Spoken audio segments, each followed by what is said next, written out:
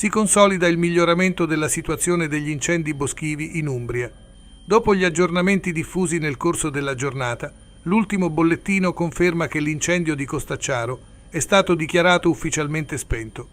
Resta invece sotto stretta osservazione l'area di Nocera Umbra, dove proseguiranno le operazioni di bonifica. Già dalle ore 12 era stato comunicato che non risultavano focolai attivi e che la situazione era in miglioramento in tutte le aree coinvolte. Nel pomeriggio gli operatori hanno continuato le verifiche e la bonifica dei terreni percorsi dal fuoco. Le autorità regionali confermano che il monitoraggio proseguirà fino al completo ripristino delle condizioni di sicurezza nelle zone interessate dagli incendi.